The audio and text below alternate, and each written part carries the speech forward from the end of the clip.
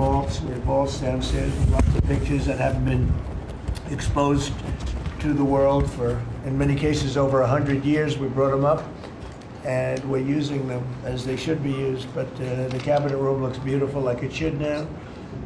The Oval Office looks beautiful, like it should. It was not. It was like the rest of the country. It was in disrepair.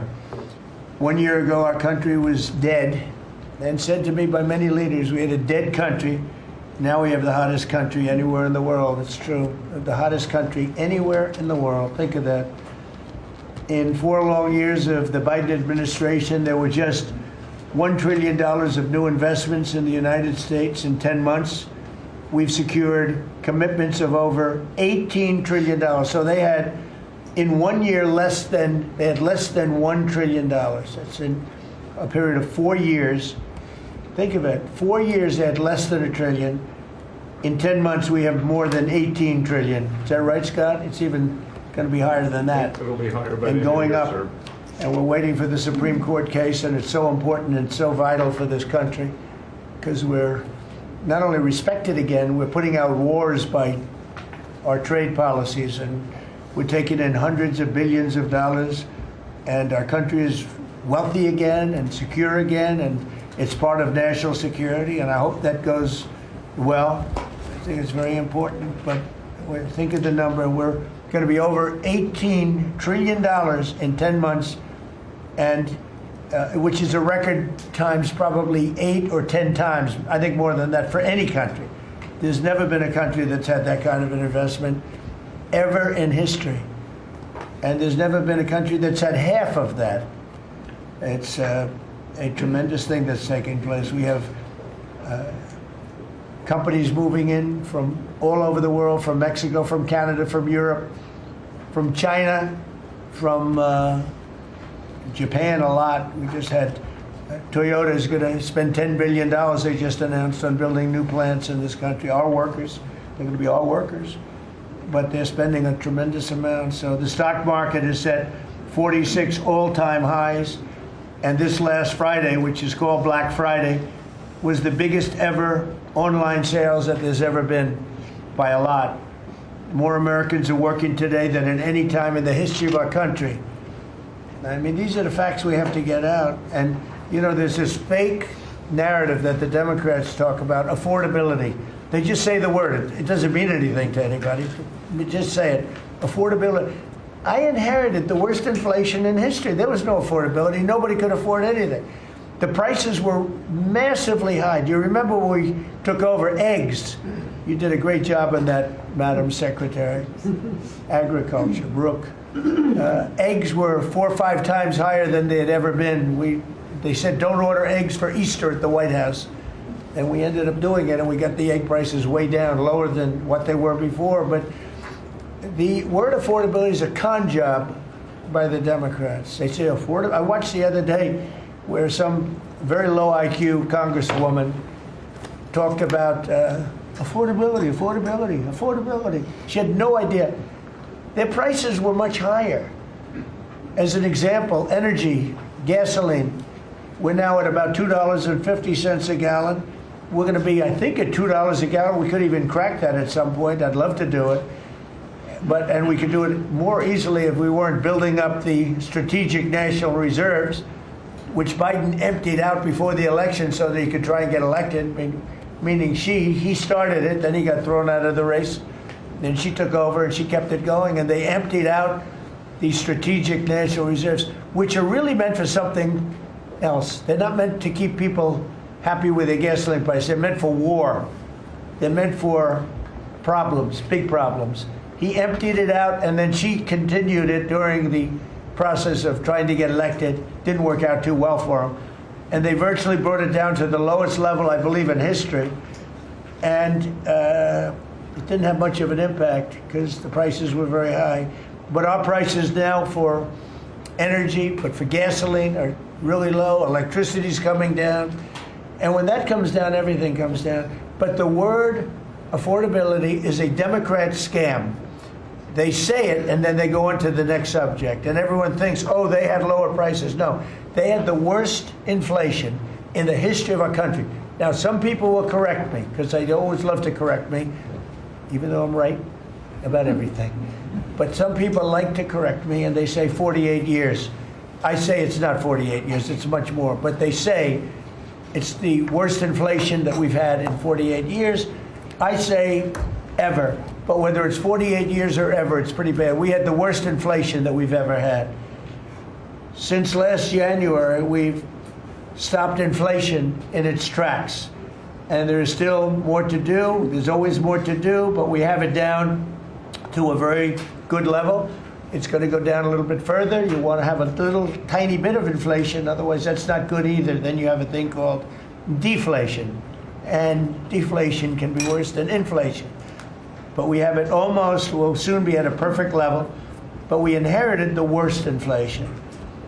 But we have 20 states that are now selling gasoline at less than the $2.75, think of that, $2.75, and it was at $5 under Sleepy Joe. Grocery prices are down with the cost of Thanksgiving turkey this year down 33%. It was lower than 33% lower than under the Biden administration. Egg prices are way down 86%, thank you. And mortgage rates, despite the fact that we have an incompetent chairman of the Fed, a real dope, who should reduce rates. I saw even Jamie Dimon said he should be reducing rates. I never saw Jamie Dimon say that. I wonder why he said that.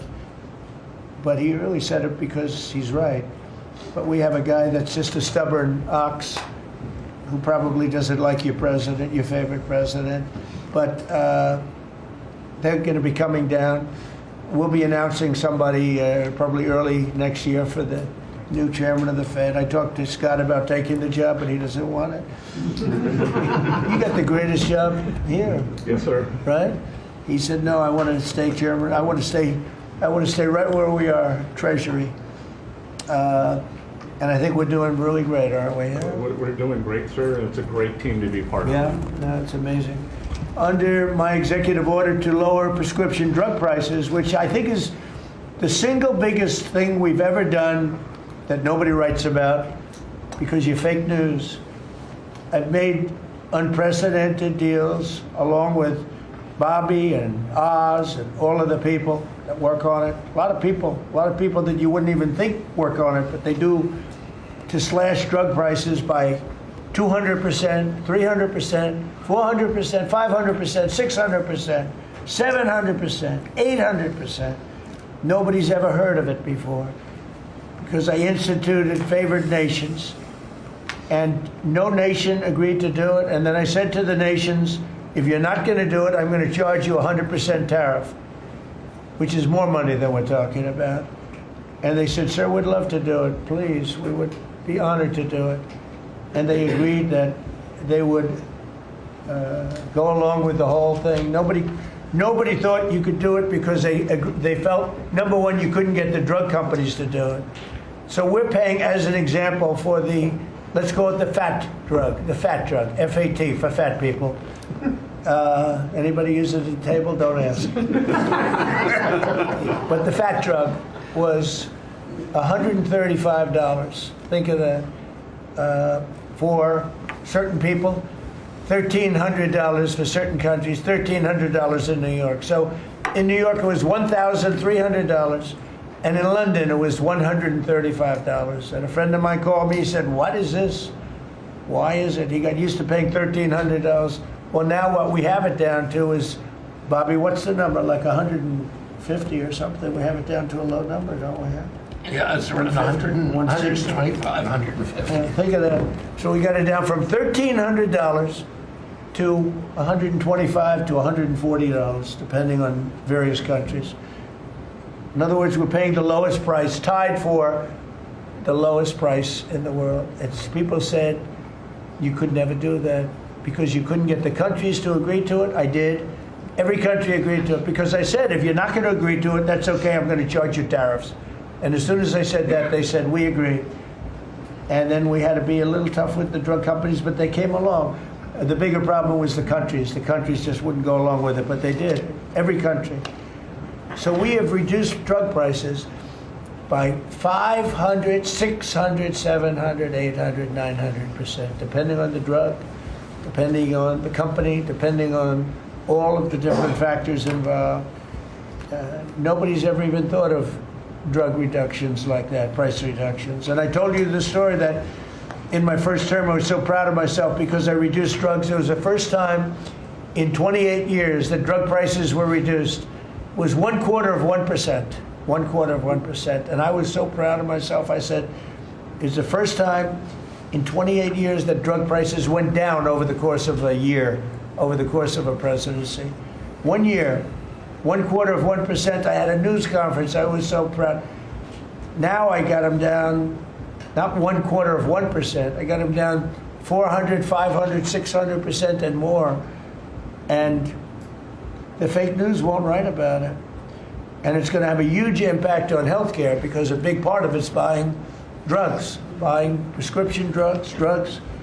It's going to have a huge positive impact because Obamacare is a disaster. I said it years ago, and I say it now, and the money should be paid, taken away from the insurance company. Obamacare was made to make the insurance companies rich.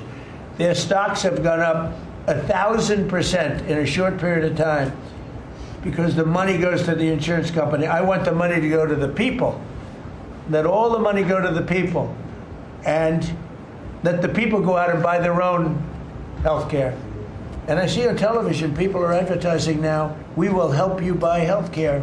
We will go out and help you buy. That's becoming like an industry because of what I said. So something's going to happen. It's probably not going to be easy because the Democrats, frankly, they don't want to make a good deal for the people. They just want to make a bad deal for the country. They want to make a bad deal for the Republican Party. But the Republican Party is united, and I will say that what I would like to do is the money doesn't go, trillions of dollars get paid to drug companies, and you still have lousy health care. Obamacare is horrible health care. We want it to go to the people, and then let the people go out and buy their own health care, and they'll do great. They'll do great. So we're negotiating that now with the Democrats. Well, congressional Democrats want the largest tax hike in history. I proudly signed the largest tax cuts in American history with the great big beautiful bill. The great big beautiful bill, the biggest piece of legislation ever signed, and that includes the extension of the original Trump tax cuts. But it's the biggest tax cut ever signed, and it includes no tax on tips, no tax on overtime, and no tax on Social Security. Nobody's ever seen anything like it, so think of that. And in addition, you get, if you buy a car, this is great for our car industry because we have a lot of car plants. We're bringing back the automobile business. 60% of it was stolen because we had incompetent presidents or incompetent trade people. But 60% of it was stolen over the years, and now I think we're bringing it all back. I think we'll be bigger than we've ever been in the auto business. That's not even to mention AI, where we're leading China. You know, we're leading China by a lot. They're not going to catch us. We have to be smart, but if we're smart, they're not going to be able to catch us. They know that. They told me that. Next year is projected to be the largest tax refund season ever. And we're going to be giving back refunds out of the tariffs because we've taken in literally trillions of dollars. And we're going to be giving a nice dividend to the people, in addition to reducing debt. As you know, I inherited a lot of debt, but it's peanuts compared to the kind of numbers we're talking about. So we're going to be making a dividend to the people. And additionally, we're going to be able to reduce debt. And as time goes by, over the next 2, 3, 4 years, those numbers are going to go up. And I believe that at some point in the not too distant future, you won't even have income tax to pay because the money we're taking in is so great, it's so enormous, that you're not going to have income tax to pay. Whether you get rid of it or just keep it around for fun or have it really low, much lower than it is now, but you won't be paying income tax. We've slashed $1 trillion in costly job-killing regulations, saving Americans an estimated $2,100 for a family of 4. The Biden administration was the exact opposite, but times 4. They went up $6,000. We went down $2,100. Think of that. To bring down energy, electricity, and utility prices, I ended the Green New scam. They call it the Green New scam, one of the greatest scams in the history of our country. They talked about global warming and all that crap, and what they've done to this country. What they've done by allowing 25 million people into our country, many of whom are criminals, many of whom 11,888 are murderers, and we have to get them out, and we're doing it. We're doing it. I think what the job that our law enforcement groups are doing, Christy, you and Tom and everybody, amazing. What you're doing is amazing. I terminated the insane electric vehicle mandate, and look, some people that make electric cars weren't happy with that. But we have to do that because you have to have a choice, whether it's a gasoline-powered car, and we have so much gasoline. You know, China doesn't have gasoline. We do. And whether it's a hybrid, which really are working really well, the combination of electric and gasoline-driven. But we, everybody was supposed to, by 2030, everybody had to own an electric car under the Biden stupidity. And not everybody wants to do that. I like electric cars. I like all cars. They're all good. They all have reasons. But you want to be able to go and buy what you want. I imposed historic tariffs that are now bringing in so much money that nobody's ever seen anything like it. And countries that were ripping us off, including allies, but they were ripping us off for years. I won't use the names. I won't mention Japan. I refuse to mention South Korea. I will not mention names. But they were ripping us off like nobody's ever been ripped off before, and taking horrible advantage of your country. But now we're making a lot of money. We're making a lot of money because of the tariffs that are pouring in. And it's really national security. Among everything else, it's national security. We've also rapidly turned the worst border crisis in world history. I believe we had the worst border ever in history. I don't care if you had a fourth world country. You know, we allow third world country in. We would allow fourth world war countries in also. It doesn't matter. There was never a border that was as bad as our border. We allowed anybody in with no checks, no vetting. So we've rapidly turned the worst border crisis in world history into the strongest border in the history of our country, and probably one of the strongest borders in the history of the world, because we have nobody coming through. And I want to thank our people. The Border Patrol is so amazing, ICE, and I want to thank the military for the backup, because they're standing right behind them, and that was really nasty for a period of months, and now it's no longer nasty. Now they don't even come up. Nobody comes up. It's an easy job. It made your job a lot easier because they know they're not going to get through. And we take people in, but they have to come in legally. For 6 months in a row, 0 illegal aliens have been admitted into the United States. You believe that? 0. We had millions of people coming in a year, millions. Now we have 0 for 6 months, and these are given by radical left people that do the numbers. I mean, they're not doing me any favor. They're being we don't have our net numbers are unbelievable. But we had 0 people in the last 6 months. Illegal border crossings along the U.S.-Mexico border have plummeted to the lowest level ever recorded. And nobody talks about that anymore. You know, it's crazy. They don't talk about it. You'd think they'd say, well, Trump's done a great job in the border. This country is being destroyed by the border. But you always find something new, like, is he in good health? Biden was great, but is Trump in good health? I sit here, I do 4 news conferences a day. I ask questions from very intelligent lunatics, you people. I give the right answers. There's never a scandal. There's never a problem. I give you answers that solve your little problems.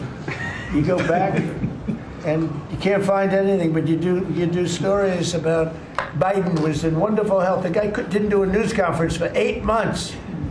If I go one day, I had one day where I didn't do a news conference, there's something wrong with the president.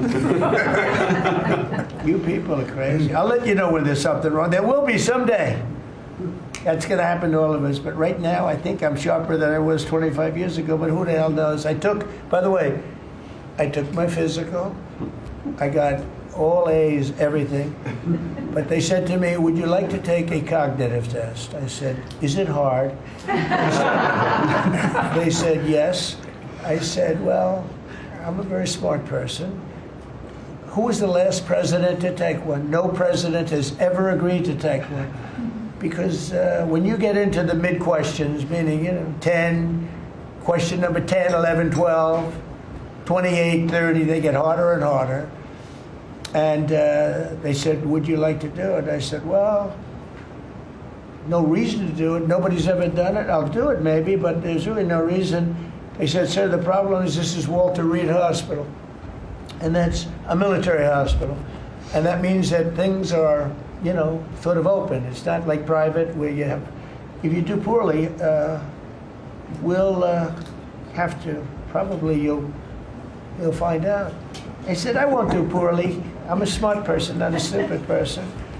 And as the doctor will tell you, I aced it. Right, Susie? I aced. I got every question right.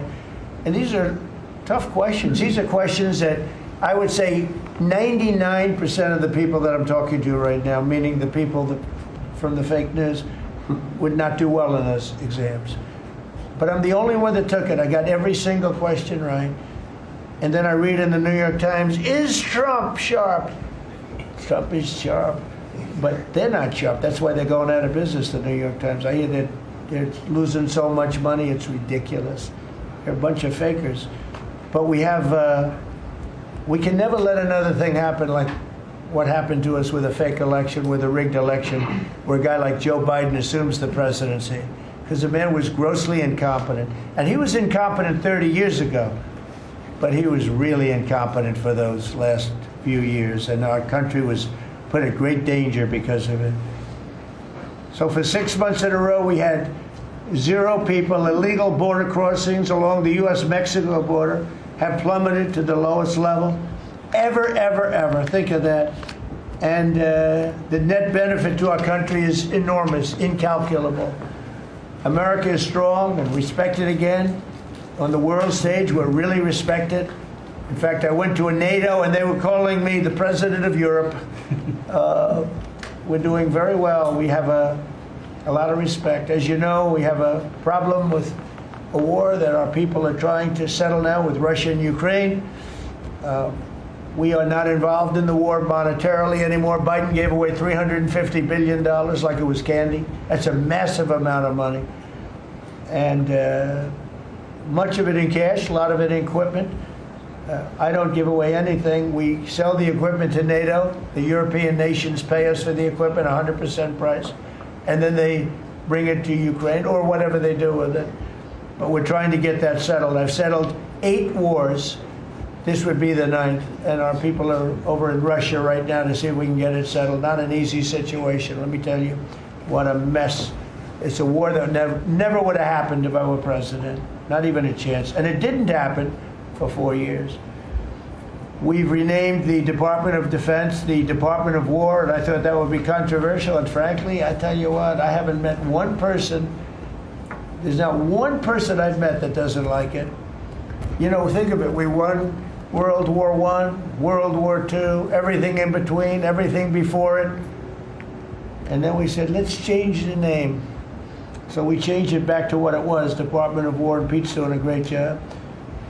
We ended 8 wars, think of that. 8 wars, but we're going to do one more, I think. I hope.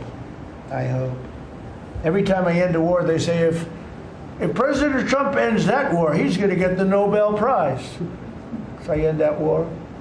Well, he won't get it for that war, but if he ever gets it for the next war, now they're saying, if he ever ends the war with Russia and Ukraine, he's going to get the Nobel Prize. What about the other 8 wars? India, Pakistan. Think of all the wars I ended. I should get the Nobel Prize for every war, but I don't want to be greedy. Actually, the woman who got the Nobel Prize said, "You've got to be kidding. Trump deserves the Nobel Prize." So that was very nice of her. I appreciate it, which is true, actually. But I don't care about that. You know what I care about? I care about death.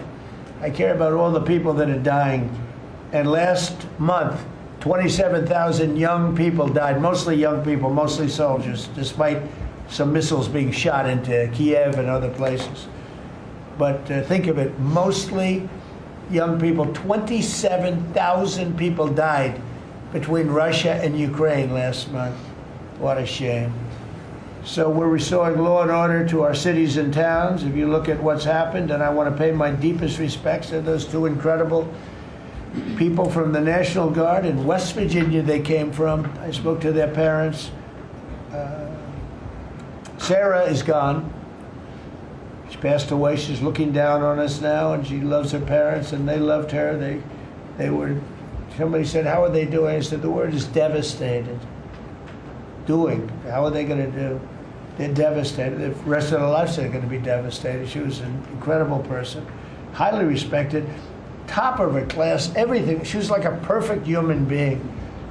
20 years old, just started. She was like a baby. She was so proud. They were giving her a promotion, and she told the parents that she was getting a promotion, and they were so proud of her. Then they get a call that this happened. And we have one young man who's fighting for his life. He's fighting very hard. I think he's probably doing better than anybody. They said he didn't have a chance. I'll tell you, the one who said he's going to live is his mother. Spoke to his mother. Sir, he's going to live. I spoke to her very soon after this horrible event took place with this scum that is able to come into our country. I spoke to his mother. Sir, he's going to be okay. I'm telling you. No doctor thought that. Nobody thought that. He was hitting bad places, and she was like so positive. It was incredible. And it's possibly right, Pam, right? Possibly right. Boy, it would be amazing. If he lives, it would be amazing. A miracle, actually. But we're very proud of those two people. We're very proud of the National Guard. We're very proud of our military and our police and our firemen and women. If you go back and take a look a year ago, year and a half ago, it all changed, I think, on November 5th, the day of the election. But you go back before that, you couldn't get people to join the military, Pete, right? They didn't want anything to do with military. They wanted nothing to do with joining the police or the fire. They wanted nothing to do with anything. They had no spirit. The country it had no spirit, nothing. And now we just had the highest recruitment in history, and we're getting great people. We're getting great people. And I will say, despite what just happened, Washington, D.C. has become a really safe place. And I guess this lunatic probably was upset that the National Guard is so effective, because we were really, really effective, and we are. And Washington, D.C. is now considered a very, very safe city. We had crime numbers a year ago that was so bad, embarrassment that the city, the capital of this country, could have numbers like that. And Washington now is, no murders, no this. It's been a miracle also what happened here. And now we're in Memphis, and we're going to New Orleans pretty soon. Over there, the governor called me. He'd like to have us go there. Governor Landry, great guy, great governor. He's asked for help in New Orleans, and we're going to go there in a couple of weeks. And we're doing a real job. Even Chicago's down a little bit because we have a minor force there. We could knock it down within 4 or 5 weeks. We could bring it down to almost nothing. But we have a governor that's grossly incompetent, and we have a mayor that's even more incompetent than the governor. He's a very low IQ person. And typically low IQ people don't make good mayors. So I want to thank all of our cabinet members. They're high IQ. Let me say one. Yeah, generally speaking, a couple of them a little concerned about. No, but I want to thank, we have a great cabinet, an amazing cabinet, amazing people. All of them, sort of have become stars. We're getting credit for the good cabinet, actually. And I just want to wish everybody a great holiday. We've I think done a great job with the White House, bringing the White House back. You see the Palm Court that was redone. The Lincoln bedroom was redone. The Lincoln bathroom is now gorgeous, like it should have been. It was terrible green tile that was never the way it was supposed to be. It was done in the 1940s, actually, but it was not proper. And we're restoring the White House just like we're restoring the country, and people are thrilled. But the First Lady's done a beautiful job with the Christmas trees and all the decorations. I see the wreaths on the windows. I've never seen that before, on the windows of the White House. And you know, it's 4 stories high. I said, how did they get that wreath? They had people going up in a little dangerous. I wouldn't want to do it. But they put them up, and we have wonderful people working in the White House, and they're really proud to bring the building back. Because this building was a little bit like the country. It was mishandled, it was mistreated, and now it's being given love. And we're building one of the great, I think, maybe the greatest ballroom. We needed it for 150 years. They've been asking. You see the trucks and cranes and excavators in the background, and you hear them, and every time I hear them, I love the sound. To me, I love the sound. I wouldn't say my wife is thrilled. She hears pile drivers in the background all day, all night. They go till 12 o'clock in the evening, day, night, pile drivers. Darling, could you turn off the pile drivers? Sorry, darling, that's progress. But no, we're doing great. It's going to be I think it's going to be the finest ballroom ever built, and we're going to have it here. They've wanted it for 150 years. Think of that. So I will just end by saying I want to thank the cabinet. It's been a great cabinet. Let's think of it. Time flies, but this is our last of the year, as I said, and I just think you've done a fantastic job. And we're going to go around the room. We'll go quickly, but we're going to go around the room, and we'll start with Pete, and you'll tell us about some of the achievements. And some of you have achievements that are so big, I don't want you to go through the whole thing because we don't have time. But we'll start with Pete, and then if you want, we'll take some questions at the end. Please, Pete. Well, thank you, Mr. President. As you said, it has been a historic year at the Department of War. Recruiting and retention over this year are at the most historic levels our country has ever seen. When I had a chance to be on an aircraft carrier destroyer over Thanksgiving, the spirit in our ranks since the election under President Trump is unprecedented. I've never seen anything like it as a soldier myself in uniform, and I know a lot of you feel the same way. We've ripped out the DEI and the political correctness. It's all merit-based at the department. We're getting back to basics: accountability, training, readiness, lethality, and that's reviving that spirit. And Mr. President, we're rebuilding the military, historic investments. I just took briefings on the Golden Dome and F-47, next generation capabilities that are going to make sure that for generations to come, America has the most powerful, most capable, most lethal military in the world, which you have rebuilt once and we're rebuilding again. And then we're reestablishing deterrence and credibility. If you look at what happened, we deal with every day the outcome of what happened in Afghanistan, the debacle under Joe Biden. We just dealt with it in the streets of Washington, D.C. with those 2 National Guardsmen. And then what happened on October 7th with Hamas, what happened in Ukraine, a war that never would have started under President Trump. We're having to rebuild that. So whether it's freedom of navigation and taking the fight to the Houthis, whether it's Midnight Hammer, those beautiful B-2s going 37 hours back and forth, undetected, delivering with precision, and Iran not getting nuclear capabilities, Europe and NATO stepping up to 5%, locking down our southwest border. It's been an honor to work with Christy and Tom and everyone else down there to lock it to 0, operational control of our border. And then it's getting after and going after narco-terrorists and designated terrorist organizations in our own hemisphere. As I've said, and I'll say again, we've only just begun striking narco boats and putting narco terrorists at the bottom of the ocean because they've been poisoning the American people. And Joe Biden tried to approach it with kid gloves and allowed them to come across the border. Cartels take over community, 20 million people, hundreds of thousands of Americans poisoned. And President Trump said, no, we're taking the gloves off. We're taking the fight to these designated terror organizations, and it's exactly what we're doing. So we're stopping the drugs, we're striking the boats, we're defeating narco-terrorists, and we're standing... And Peter, you may say one thing, that drugs coming in through the sea by sea are down 91%.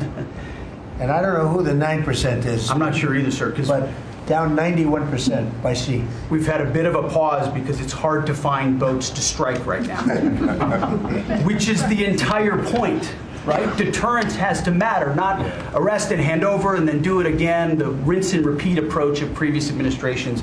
This is meant to get after that approach. And I will just end by saying, as President Trump always has our back, we always have the back of our commanders. who are making decisions in difficult situations, and we do in this case and all these strikes. They're making judgment calls and ensuring that they defend the American people. They've done the right things. We'll keep doing that, and we have their backs, Mr. President. Good job. Thank you very much. Howard? So we set out to stop the ripoff of the United States of America. This is about global change of trade. We've been ripped off since 1945 when we set this policy. So we set out, and together with my partners, Jameson Greer and Scott Bessett, we set out to change that. So we started, the first one was the UK deal, right? We asymmetric, they pay us 10%, and we get charged nothing. That allows us to export, and that began the process. Then we did the biggest, the European Union, 450 million people, $20 trillion economy. They completely opened their borders to us, and we charge them 15%. That makes America $100 billion a year and turns it back to where our economy is the best. And so it proved that President Trump's trade agenda was the right trade agenda. Then we go to Japan and Korea. They offer us $750 billion in cash to build in America at the president's direction. And we're going to start, as an example, nuclear. Right? We need to have a nuclear arsenal in America of power, the generation of power. So we're going to build hundreds of billions of dollars, financed by the Japanese and the Koreans, meaning they give us the money, we build it here, and we split the cash flow 50-50. We're going to build ships, $150 billion worth of ships in America. That changes the way things work. Right? After those trade deals, then you go to how are we going to reshore? Right? Let's start talking about the auto industry, right? We've been competed against by Koreans, the Japanese, the Europeans. We're kicking our tail. President Trump changed it. 25% tariffs, bring it all home. This year, General Motors stock up 40%, Ford up 34%, and on the same day that we announced we had set all the tariffs, Sean Fain, the head of the United Auto Workers, called and said, I can't believe I'm calling a Republican Secretary of Commerce to tell the president that this is the greatest administration for auto workers in America. Stocks up and auto workers up. That proves that President Trump understands how to take care of the whole ecosystem, both the companies and, more importantly, the people who work there. Semiconductors. Right? We didn't build any. The Biden CHIPS Act was a $60 billion giveaway. Right? We've now turned that. $300 billion is committed to America. That's going to go up to $750 billion in the next 60 days. Right? And then you go to pharmaceuticals. Right? $250 billion being invested in America, and then working together with Bobby Kennedy, right? Pounding away on that MFN, working together as a joint team. They're coming to over $250 billion and cutting prices in half. We did the golden share of U.S. Steel to make sure the Mon Valley is protected. Intel gave us 10% of the company, make tens of billions of dollars, right? And the last thing I will say is a year ago today, I was working on transition with President Trump, right? To build the greatest cabinet ever for the greatest president ever. And I, as I sit here today, I can't be more proud of how you did it, sir. You've created the greatest cabinet. It is a joy to be at this table. You know, one thing we will mention, so they came to see me from Intel, and they had a problem. I said, look, we'll fix your problem, but I think the United States is entitled to 10% of your company. And the chairman looked at me and he goes, you have a deal. Tell them, how much money have we made since I made that deal? It's only $40 billion. 40 billion. We made $40 billion. That was, what, 3 months ago. Does anybody write about it? Nobody writes about it. That's okay. Mr. Secretary, how we doing with transportation? Well, Mr. President, so just quickly on aviation, many of you have heard that we have an infrastructure made of copper. We have to transition to fiber. The last administration said it was going to take more than 10 years to complete the transition from copper to fiber. They had no plan to actually do it. We have already completed a third of this transition from copper to fiber. Now it's going to take longer for us to go from analog to digital. By the way, the rest of the world transitioned 20 years ago from analog to digital. We are just going to do that at the FAA right now, but we're buying new radios. We're going to buy new radar. By the way, those radar are going to be made in America, Mr. President. This phase of the operation will be completed by the time you leave office. It's 3 years. I do need another $20 billion, Congress, to start the second phase, which is really important, and we'll try to get that done also in that 3-year time period, but we need the money. Critically important. With regard to commercial driver's license, I think we've covered a lot the crashes that have taken place around the country. And what we found is there have been states that have issued commercial driver's license to foreigners, and they've gone through sham schools, and they're not safe on American roadways. And so, in partnership with Secretary Noem, we have driven those numbers down. We got California, Gavin Newsom, to revoke 17,000 unlawfully issued licenses. We've closed down half of the fake schools that give out these fake licenses, all critically important. Governor Tim Walz of Minnesota gave 33% of these licenses unlawfully. People that should never have a driver's license driving a big rig on American roads, endangering the American people, shameful. We've cleaned up Union Station here in D.C. per your directive. We're going to rebuild Penn Station in New York. We're going to break ground at the end of 2027, get that project operational. And, Mr. President, a lot of us, I fly commercially, I fly back by the bathrooms. I don't know why that happens. They put me in the back. We've asked Americans to bring their better selves, to bring civility back to travel, to say, listen, let's say please and thank you. And if you have someone's pregnant on your flight and you're as strong as Pete is, well, pick up the bag and help her put it in the overhead bin. Let's be nice to each other, is what we've asked. Maybe not wear pajamas or slippers on the airplane. And I think it's been received fairly well, and I think we can all have a better travel experience when we do that. And just the last point I'll make is there was a big football game where the Merchant Marine Academy that falls under DOT actually beat the Coast Guard with Kristi Noem. We beat them by 1 point, and so we're very proud of that. And, so well done, Kings Pointers. So a little bit in a nutshell, we're rebuilding the air traffic control under boot edge. It's supposed to be boot edge. Who's another grossly incompetent person? He'd get in his bicycle, ride to work, and he was just terrible. What they do is they take the fiber optics and they take fiber trying to hook it into copper, and fiber and copper don't mix. You can't do it. But people knew that for the last 30 years since they started doing the fiber. And they spent billions of dollars, and it didn't work. And you saw that by the helicopter crash.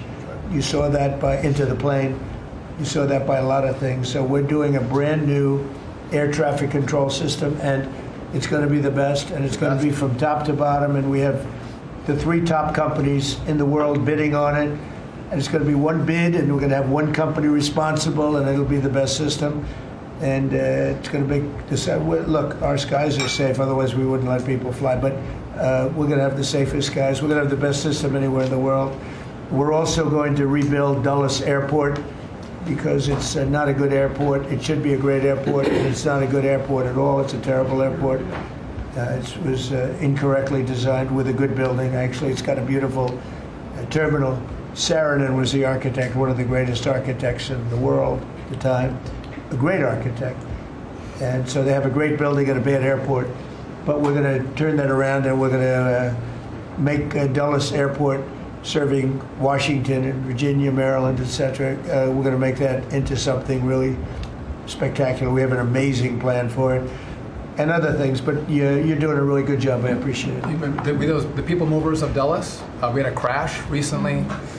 So we're going to announce that later today, a request for bids on this. But again, it's a not a great airport, which we can make great in this administration, Mr. President. We have a design that's amazing for Dulles. It's going to take Dulles and make it a really bad. It was a badly designed airport. We're going to make it into as good as there is in the country. It'll be exciting. Okay, please. All right. Well, Mr. President, it's good to be here at this meeting because in 1 year you can look around the table and see the change. And I think one of the biggest changes is how this cabinet works together. And I want to start there. There's often been said, I found out some things this year that I didn't know, that the Department of what was Defense, now Department of War, and the Veterans Department had never really communicated. Now, we're fraternal twins, in a way. Pete and I are. He lives better, I'm better looking. But in looking at this, I mean, he brings them in. He keeps them for a number of years, up to 20 or longer, and then they come into what the country is committed to our veterans. And if you don't have both ends working correctly, then recruitment lags, morale lags, and we've been able to work and fix a great deal of that. I didn't need to change our name, but I did do one thing. I put the veteran back first at the VA. And we did that in 1 year. How did we do that? We started taking things that have been neglected for a long time and put them back. We had a backlog in which we've dropped over 160,000. We're not talking year-to-year change at the VA. We're talking 5-6 year. We have to go back 5 to 6 year prior COVID numbers to see the change of backlogs that are now reduced. We do it in 6 months instead of the long time it took. In fact, it grew under the Biden administration. It shrank over 160,000 under us. CHAMP VA, which is a program we have, has basically been back to day. It was at a terrible state, which delays and claims and everything's going on. We've got that back. We're doing things like taking a new look. I have one question that I ask when I go to my hospitals, which by the way, over 170 hospitals, 1,200 clinics, and I ask the people one thing, Mr. President. I said, what are you doing right now that if you were just honest and I wasn't standing here, you say, this is stupid? It's been amazing what we've gotten, and the feedback that we've had. We've been able to change how we do credentialing, how we do privileging, how we do hiring. We're all working through that, and it has all made a difference for our veterans as we go forward. CMP exams for veterans out there listening. If this is the one where disability claims, where they say, well, let me send you to a doctor to make sure. Most of the time we have that already in the record. We're working now to where those could actually be changed, where we just look at the record and not have to send them to the doctor. That's almost a $3 billion savings that we can let, and also not taking what the veterans get. We're also getting ready to announce here pretty soon a reorganization that's going to bring our hospital system organizationally in line with the 21st century. We are the largest healthcare organization. It's about time we acted like it, Mr. President. You gave that leadership, and we're going to do it. And also one thing, community care contracts getting ready to go out. It's one of the largest contracts in the federal government, but it does exactly what you and I have talked about before, making sure that our veterans can get care in the system or in the community, wherever they want it. We're getting ready for that. Now I have one thing for all the press who really enjoyed the first of the year, saying, oh, you know, they're going to cut all these jobs, 80,000 this, 80,000 at the VA. Mr. President, every success that I just gave you came after the fact, or pretty much after the fact, that we had 30,000 take early retirement. Early retirement, no risk, although you reported it as loss and risk, you can't help yourself. 30,000 took the retirement. Every bit of the success that I just told you about came with a reduced workforce. There was a motivated workforce that said, how can we take care of veterans? That's what this cabinet does. That's what we're doing for you, Mr. President. And you've got the highest approval rating we've ever had at the VA, so that tells you something. You're doing a great job. Thank you very much. Jameson, please. Well, there's been some activity on trade this year. You know, for about 75 years, we had a system, global trading system, that was premised on the United States having totally open borders, right? Not just on immigration, but on goods and services, and everyone else generally kept higher tariffs, higher non-tariff barriers, et cetera. Obviously, the outcome was we had a huge trade deficit. You took it head on. You gave all of us who work on the file a lot of leverage. So we spent the past 10 months or whatever we've been doing now, just going around the world and flipping the script. So now we're in a situation where we've protected our industries, we have the tariffs, and the other countries have decided to take their tariffs down and non-tariff barriers. And we've done it in a very constructive way. We've achieved agreements on reciprocal trade, which are a new kind of trade agreement that's really focused on making sure we have balanced trade, we have reciprocal trade, that we're treating each other fairly. And it's been embraced by the international community. And it's going to be exciting to see what it's like 5 years, 10 years from now, because you've changed it. And that's how it's going to be now. And I think you should be commended for it, and we look forward to seeing what comes in the next few years. Thank you very much. You're doing great. He's doing a great job. Thank you very much. Please. Thank you, Mr. President. Last time I was here, I said that the amount of dereg that we had for regulatory was 30-1.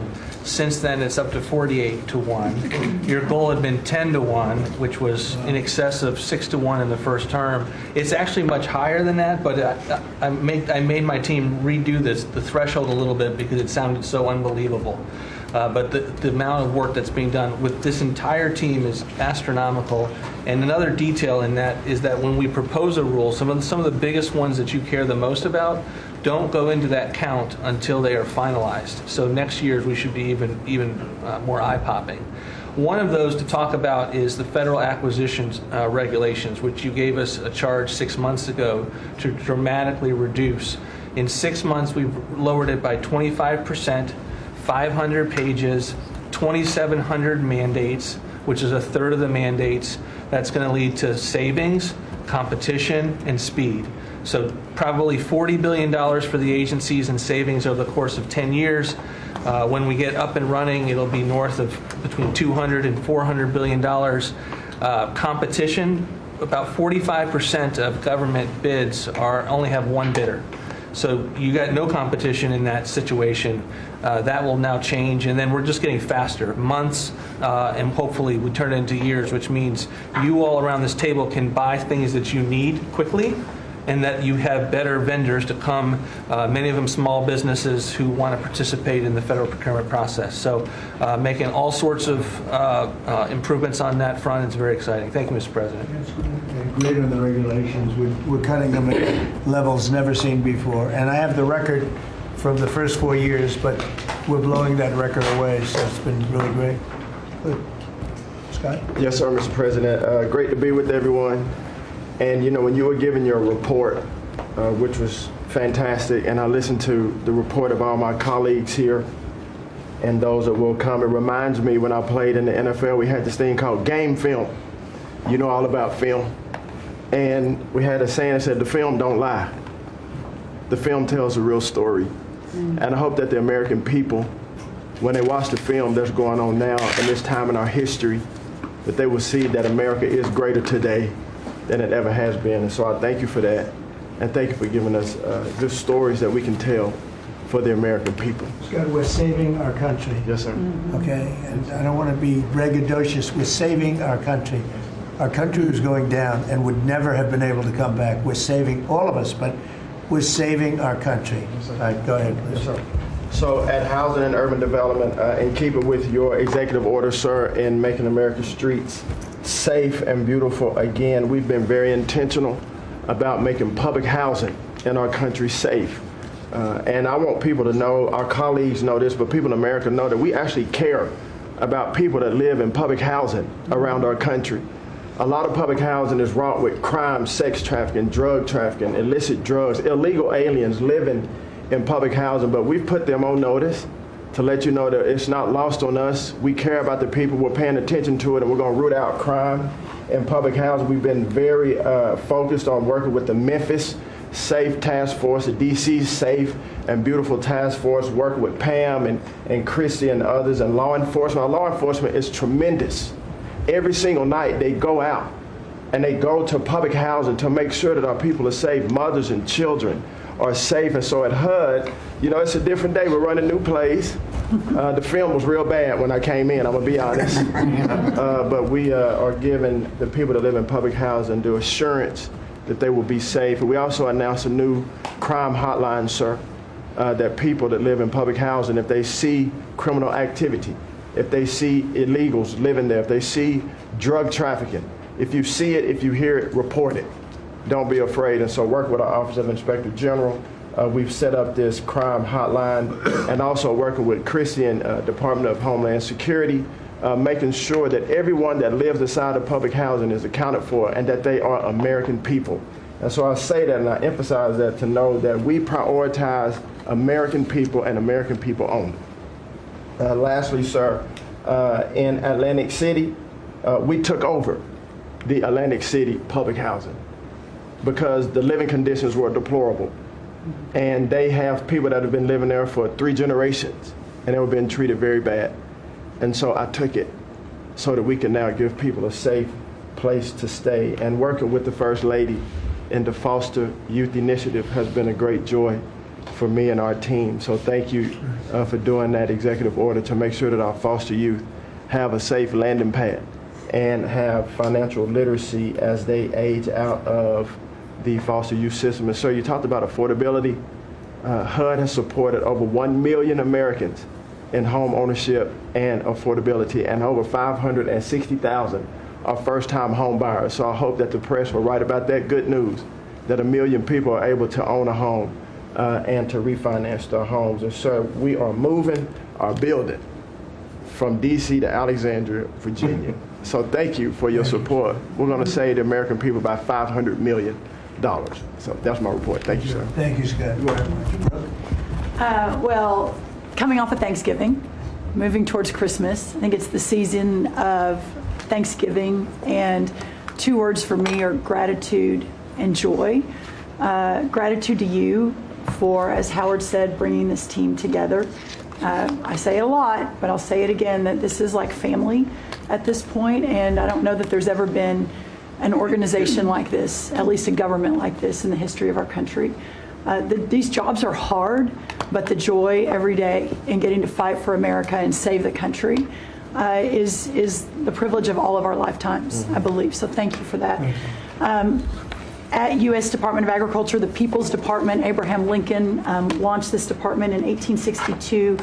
But under your leadership, we have finally, again, put farmers and ranchers and rural America first. In the last year, it's no longer DEI, climate change, sending out money based on the color of a farmer's skin. It's now about literally putting farmers back at the center of it. And under the last administration, we talked a lot about affordability. We'll continue to talk about that. But under the Biden administration and the destruction of our economy and the cost of inflation, interest rates for farmers and ranchers went up 73%. Labor went up 47%. Fertilizer went up 36%. Fuel went up 28%. So when you think about the extreme economic strain that a lot of our farmers are under in our farm economy, these are massive, massive numbers that will take some time to get out from under. But we've already seen the beginnings of the movement toward more affordable food, housing, fuel, et cetera, and that will only continue to trend as we work to solve those issues. My partners in trade, of course, they do the work, but I'm constantly talking to them about selling more soybeans, selling more corn, getting more of our products out.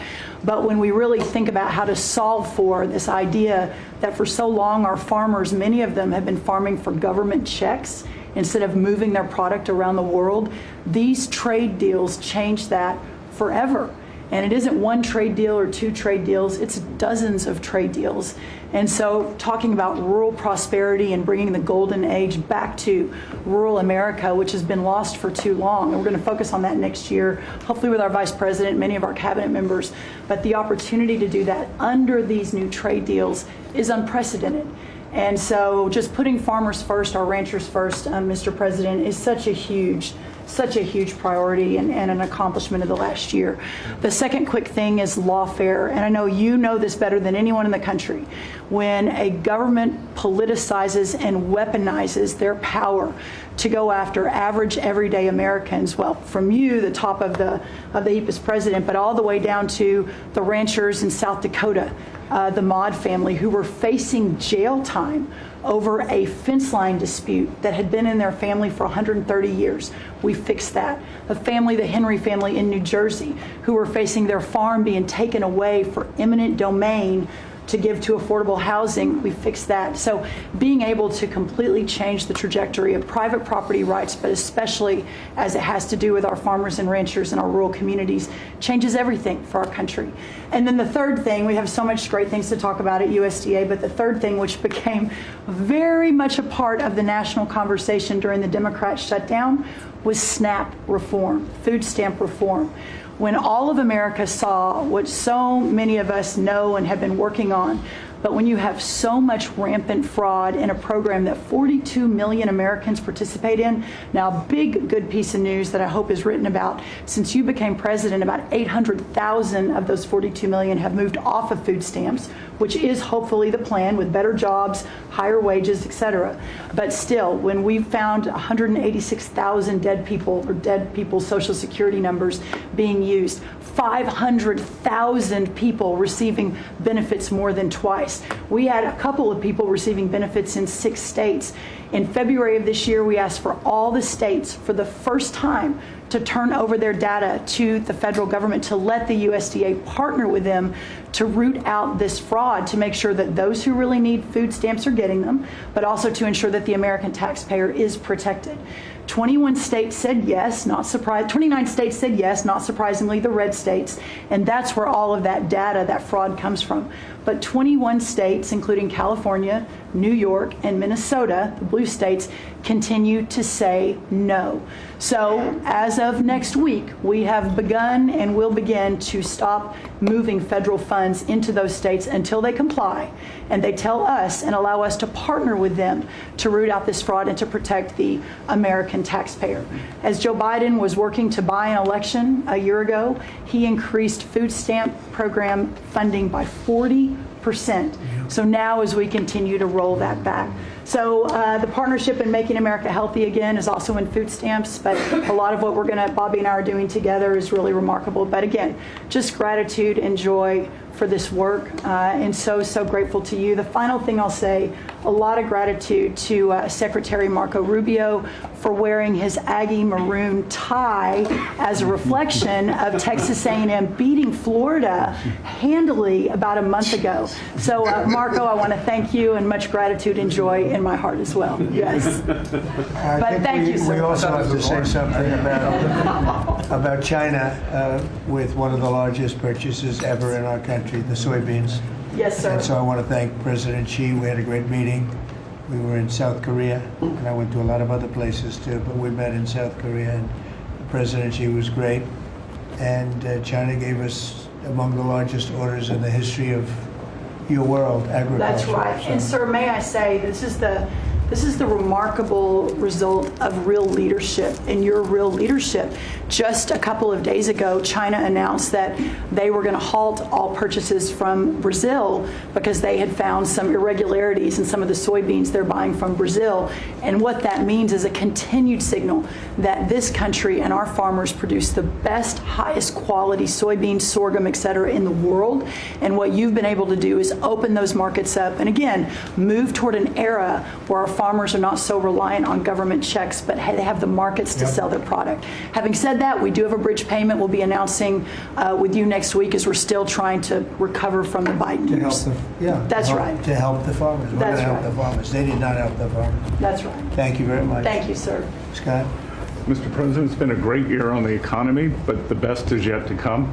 The tens of trillions of dollars that have come in investment, both the portfolio investment by companies, investment by countries, that is turning into a CapEx boom for the U.S. Capital expenditures up 15% in history. When CapEx is up, jobs will follow. The One Big Beautiful Bill is an incredible, as you said, thanks to your leadership, along with Speaker Johnson, Senator Leader Thune, we had that done on July 4th, which everyone said was impossible.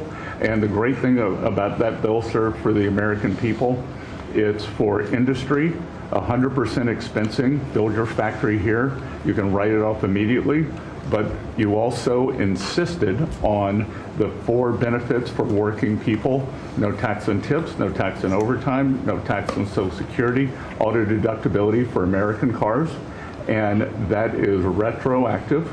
So as a result, in 2026, we are going to see very substantial tax refunds in the first quarter. So the best way to address the affordability crisis is to give Americans more money in their pockets, which is what this bill has done. We're going to see real wage increases. I think next year is going to be a fantastic year. Taxes, deregulation, energy certainty. That's why everyone with your leadership is coming to America. Bond market had its best year since 2020. Everyone said couldn't be done. So we're going to have growth. We've had 2 4% quarters before the Schumer shutdown. We're going to go back to that. So not only are we going to have great growth, but it's going to be low inflationary growth.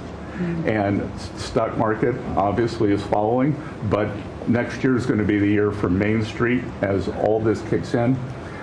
And you came in, immigration, I called it the 3 I's, immigration, interest rates, and inflation, that were killing the American people. Close the border, The promise kept. Interest rates are down, and 10-year bond, again, best year since 2020, and inflation led by energy prices is going to roll next year. I think it's going to be a fantastic year. We can look back, be very proud of this year, but I think 2026 is going to be great for the American people, thanks to you. It's going to be great. Thank you very much. Mr. Vice President. Thank you, Mr. President. It's an honor to serve with this great team that you've assembled. And I just want to pick up on something you said, Mr. President, because you hit the nail on the head, that it is absurd that Democrats talk about an affordability crisis that they created and the people around this table work every single day to address. You'll hear a lot of statistics today. You hear a lot of statistics in our political conversation. I think the most important statistic for the American people is that under the Biden administration, the average American family lost over $3,000 of household income. And under the first 10 months of this Trump administration, they have gained over $1,000 of household income. What that says very clearly is that we are fixing the problem that Joe Biden and the Democrats created in the last administration. If you look at every affordability crisis that's confronting the American people today, it is traceable directly to a problem caused by Joe Biden and congressional Democrats. Why did homes get so unaffordable? Because we had 20 million illegal aliens in this country taking homes that ought by right to go to American citizens. Why did tax bills get so unaffordable? Because Democrats were raising taxes while congressional Republicans under the president's leadership were now cutting taxes. Why did food get so expensive? Because we printed trillions of dollars and threw it into green scams that made our agricultural economy suffer while Americans were paying higher prices for food. On every single one of those issues, Mr. President, I think we've made incredible progress. But it would be preposterous to fix every problem caused over the last 4 years in just 10 months. I think that we've done incredibly good. But what I see over the next year, and you heard Brooke talk about joy and gratitude, what I really think this season represents for me, and I think for the entire administration, is that we have now done incredible work to fix what Joe Biden broke. And I think that next year, in American growth and American prosperity, could be the best year that we've had in the United States of America. It's going to happen because we're all working hard. It's going to happen because we have the greatest country in the world. But I think for congressional Democrats in particular, if they want to talk about affordability, they ought to look in the mirror. We are fixing what they're broken. We're proud to do it. It's the job that we were elected to do. But I think 2026 is going to be the year where this economy really takes off. Thank you very much. Thank you, sir. Great. Yeah. President Trump, thank you for talking about Sarah. Heartbreaks for her family. And Andy is doing well. His parents, Melody and Jason, wanted me to tell you, and I was with them yesterday in the hospital. He's a miracle. I was there when the surgeons came in, and they wanted you to know this. He's a miracle, and if everyone in this country can continue to pray for that family. He's got a long road ahead of him, but he is a miracle. And of course, our DC initiative is led by our amazing, and the monster will be held accountable who did this. Our marshals, of course, are leading the DC Safe effort. We have made over 7,000 arrests at your direction. DC is safe again. Working with everyone around this table, Pete and everyone. Scott and I were in Memphis together last week. And everyone, and Bobby, your HHS, doctors and medics are on the ground to help people in Memphis and DC. In Memphis, we've made over 3,500 arrests so far. And Homeland Security, Christy, you've been instrumental in this. But it's everyone working together as a team. We even have Treasury agents out there. It's unbelievable, on the ground in DC and Memphis. Of course, law enforcement first, FBI, Kash Patel has led the FBI. We have a 100% increase in the arrest of violent criminals, thanks to your leadership. DEA, led by Terry Cole, over 45 million fentanyl pills, 4,200 kilos fentanyl powder. That is the equivalent of 347 million potential lethal doses. That's unbelievable that you've taken off the streets of our country. And the weight of all the drugs combined taken off by DEA is the weight of 17 full semi-trucks of the drugs just since you've been in office. The drugs that had flowed into this country under the previous administration. ATF, led by Rob Sakata, has seized more than 31,000 illegal guns. 31,000. Unbelievable at your leadership. 19,000 of those were from trafficking cases. We've been sued on the legal front now. We have been sued 575 times. 575 times. More than every administration going back to Reagan combined. Most recently, yesterday, I was sued by an immigration judge who we fired. One of the reasons, she said she was a woman. Last I checked, I was a woman as well.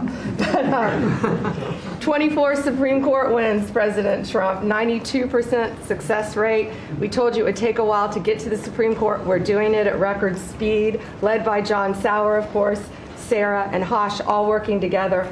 Immigration, we're winning. Nationwide injunctions, ending DEI funding, working to secure that our federal workforce is aligned with your America First agenda, representing pretty much everyone in this room. We met with your general counsel yesterday, Doug, working with everyone. It's nonstop. ICE, of course, we're winning there with Christie. We're Brooke, SNAP benefits, won there. Marco, USAID. Pete, National Guard, of course, going nonstop. Our U.S. attorneys are fighting violent crime, working around the clock to make America safe again, which was your directive. Our Civil Rights Division, suing Gavin Newsom 3 times now, Prop 50, keeping boys out of girls' sports, and in-state tuition for illegal aliens. We've sued over election integrity. We are litigating major universities with Linda. Thank you, our Civil Rights Division, for everything that you've done to end DEI in our schools. Our Civil Division fighting sanctuary cities every single day. And of course, our Antitrust Division with Google, major settlement. Our attorneys are working on terrorism, TDA, MS-13, Antifa, President Trump. We've charged more than 500 defendants with assault on federal officers thanks to your directive. And also, we have dropped countless cases against Americans that were prosecuted under the Biden administration, including J6, COVID, FACE Act, and more. And as everyone knows, we cannot talk about pending grand jury investigations, but no one is above the law, and that includes what happened in Arctic frost. I hope everyone has a very Merry Christmas, Happy Hanukkah, and Happy Holidays. Thank you for fighting for our country. Thank you. Thank you very much. Please. Great. Well, thank you, Mr. President. Thank you for allowing me to be at this table. When I came on board, I knew really none of you in this last year, and it's been a year, Mr. President, since I've had the pleasure to serve this country on the workforce. Everybody said the Department of Labor would be quiet, fly under the radar. You won't have to do too much. Absolutely not, because you made the American people realize the American dream is real for the American workforce. And it's been under your leadership, Mr. President, that over 2 million jobs that has been created since you started have been native-born workers. And that is the difference between this presidency, this administration, as opposed to the Biden administration, where mostly foreign-born or federal government jobs. And I think through the private sector, over 2 million jobs of native-born. And so the Labor Department has wasted no time in putting that into action with our Make America Skilled Again, either grant dollars, but the intentionality of the apprenticeship program, 1 million active apprentices across this country. We have done over 250,000 new apprentices so far in the first year and registered over 2,000 new apprenticeship programs. Why do we need the apprenticeship programs with the men and women in the trades? Because of the leadership of onshoring and reshoring, and have a lot of these companies reinvest in America. We have to build this country. We cannot do that without the tradesmen and women and the craftsmen of this country. And I think that, Howard and I, we talked about that from the beginning, and we're going to have to lean in on that because we need the labor force, 700,000 new skilled jobs with electricians, construction workers, machinists, and so forth. And as I traveled with the Vice President as well, we see that on the manufacturing floors of this country, they're in desperate need. The Department of Labor are going to get the workforce skilled again. Working with Secretary McMahon as we move a lot of the education out to our respective states, we are now working together, and we have deployed $86 million in investments, and a lot of that is in AI infrastructure jobs to have our new workforce proficient and literate in AI if we're going to continue to lead the AI race, and we're working on that. And the Department of Labor is now creating and will soon launch the AI infrastructure and workforce hub, which we will be able to track that metrics to see exactly if these dollars are going correctly.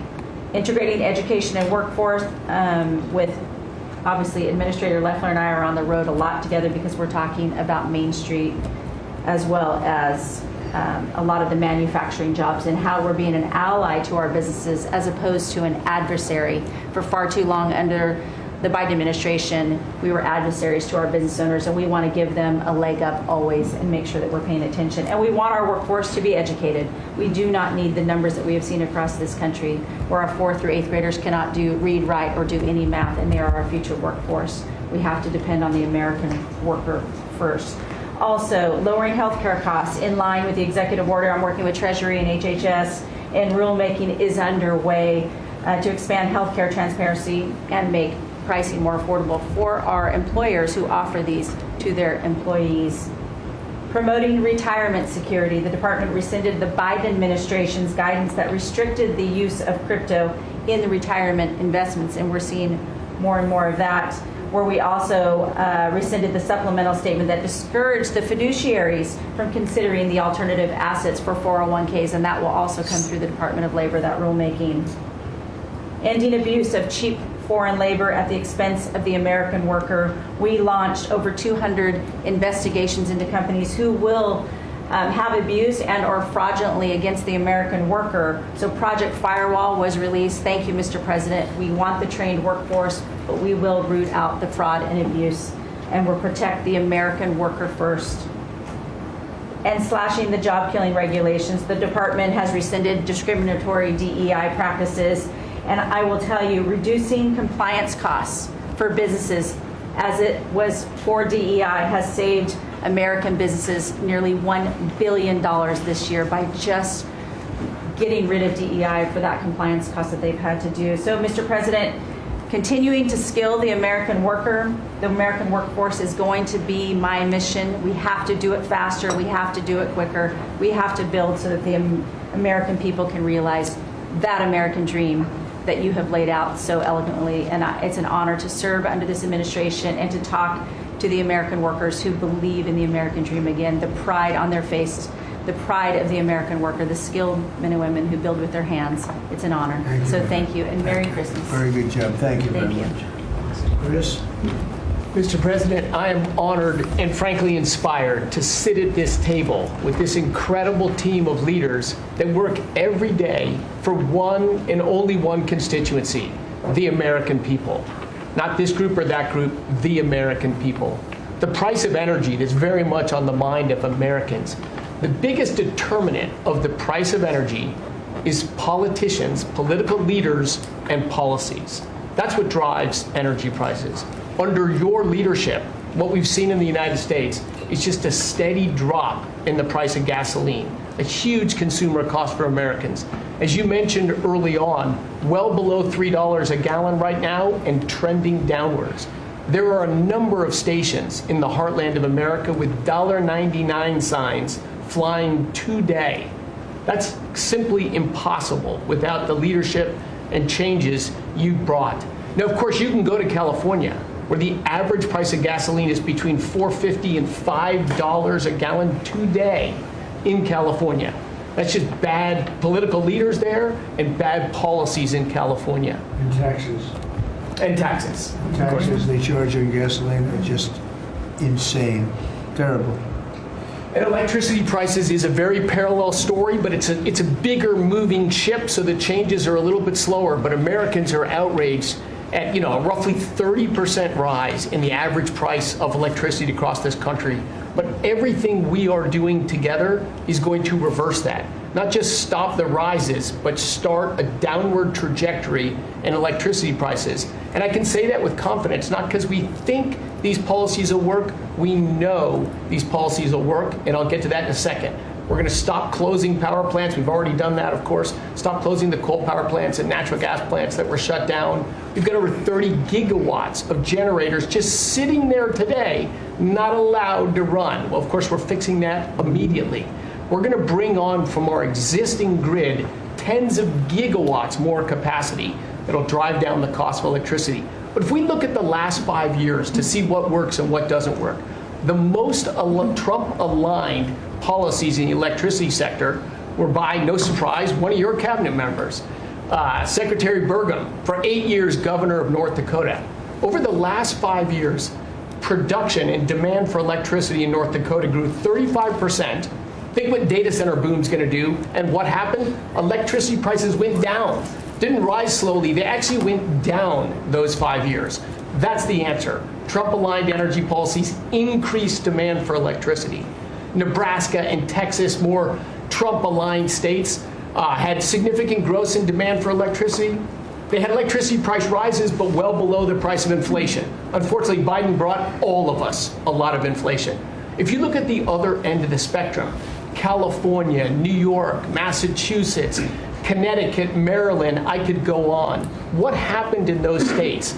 Policies and politicians that force the building of unreliable electricity generation, which requires new infrastructure and transmission lines. And what happened? Today they produce less electricity than they did 5 years ago. A lot of spending money and less electricity. What does that mean? Of course, much faster rises in the price of electricity. Blue states have had 1.5 times faster rise in electricity prices than red states. Red states alone, less than inflation. We need to bring those policies. You are bringing those policies to the national level. We hope the blue states will come along with us, but your policies are going to start the decline of electricity prices nationwide under your leadership by just bringing back common sense. So thank you for allowing me to be part of this team. For people here who are focused on winning, special thanks to Howard and Scotty who were there with me to see the Denver Broncos win on Monday night. Now we want nationwide wins on energy for 3 more years. And we're doing more energy production than we've ever done by far right now. Records across the board that will continue to be reset every year you're in office. Thank you very much. Well, Mr. President, thank you for giving me a very interesting job. Some days it's a little controversial too, but it's been an honor to work for you. You are a great American. The fights that you pick are the right fights, and they're always on behalf of this country. So I appreciate the chance to do this job heading up this department. If you think about what Joe Biden did with the Department of Homeland Security, he used this department to invade the country with terrorists. He opened up the borders, let anybody come in that wanted to. He put them on airplanes. He let them through our airports. If they could figure out a way to get to our shores and in our country, he just opened the door and invited them in. So it's our job to get them out. And I want to thank you for this team, because I look around the table and I think every single person here has helped me do my job over the last year.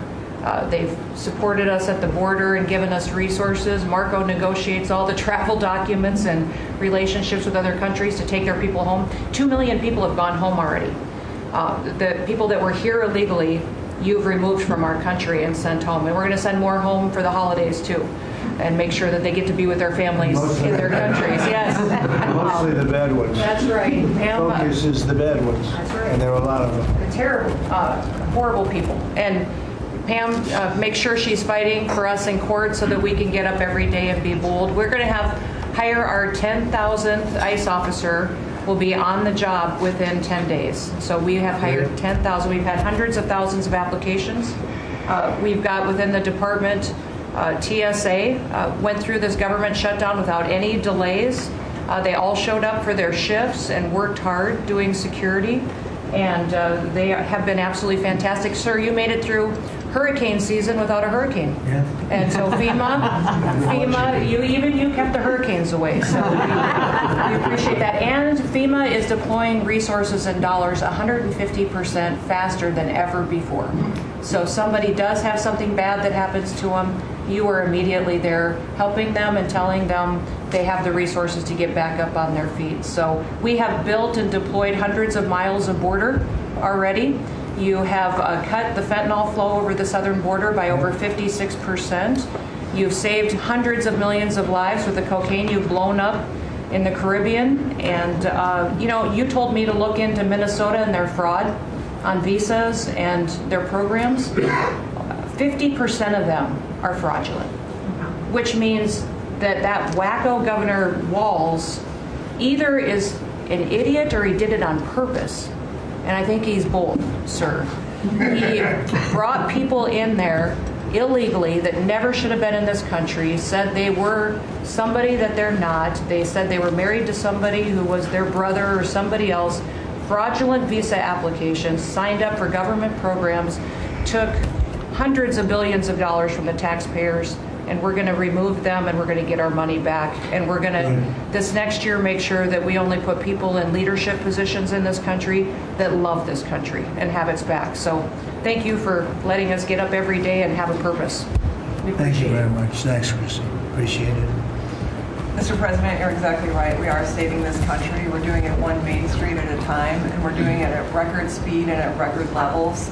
Under your leadership, small business optimism, according to the U.S. Chamber Index for small businesses, has reached an all-time high in the history of that index.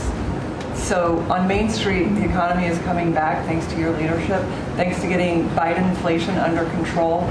Small businesses' number one concern right now is finding skilled labor, and that's why Secretary Chavez DeRemer and I have entered into an MOU to speed that workforce to small businesses that under this administration are now at record levels. 36 million small businesses have now taken on board, for the first time in the SBA's history, $100 billion. That's $45 billion in small business lending at 85,000 small businesses, most of that under your term, and $52 billion out to small business investment companies.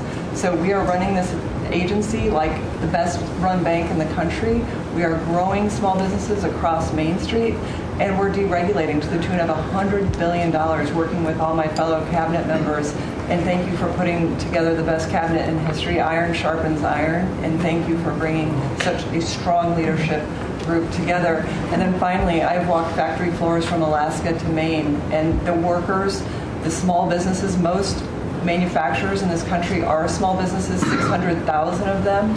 They are so grateful to your fair trade, low inflation, deregulation agenda that is creating national security and economic security in this country like never before. And so I want to also finally thank you for bringing faith back to the White House, to this administration. I want to thank Brooke for hosting the Cabinet Bible Study and invite everyone tomorrow to Bible study and making this country something that we can be so proud of under your leadership. And I am so blessed and honored to be part of this team. So thank you, Mr. President. Thank you very much. Thank you, Mr. President, for your leadership. I am truly grateful to be a member of your team here at this table to help support you in delivering on the promises that you made to the American people. You came in with a very clear mandate of taking on the rampant weaponization, politicization of the intelligence community and federal law enforcement, experiencing yourself, the deep state abusing their power as they have against you, your family, and so many of the American people. Bring out accountability truly for those who have abused their power, making sure that the intelligence community is supporting your efforts in keeping the American people safe, secure, and free, and being the president of peace. I'm grateful to be in this position as your Director of National Intelligence to support you in these efforts, and I'll cover very briefly what we've done over the last year under your leadership and what we look forward to continuing to focus on next year. First of all, under your leadership, again, we've taken on a historic effort for transparency, declassification, and exposing these abuses of power by these deep state actors. We've declassified over 500,000 documents, many of which had never been seen before by the American people, put them online to bring about this level of transparency. We formed a weaponization working group, again, to be able to go after a lot of these abuses of power that have never seen the light of day, to support the accountability that under Pam Bondi's leadership in the Department of Justice is coming about. Secondly, bringing about reforms to the intelligence community to make sure that we have the most effective and efficient and focused workforce that's really working on bringing about the priorities you have laid out in ensuring our country's security. And lastly, Mr. President, working with many of our partners here around the table is going after these domestic threats. We have threats coming from both Islamist ideology as well as Islamist terrorists, foreign terrorist organizations, and those who seek to do harm to the American people, many of whom were let in across our borders under the previous administration. We are focused on these tasks and this imperative for the American people, and just appreciate your leadership, Mr. President, in empowering us to be able to conduct this service. Merry Christmas. Thank you very much. Merry Christmas. That's right. Merry Christmas. Say it loud and clear. Lee? Mr. President, your team at the Trump EPA has been crushing it all year to fix the big mess that we inherited and deliver amazing results for the American people. I've had the opportunity to visit all 50 states since confirmation earlier this year, and to hear from real people where they meet, where they live, and to bring their great ideas and their asks back to us to be able to deliver for them. At the Trump EPA, we have proven that you can both protect the environment and grow the economy.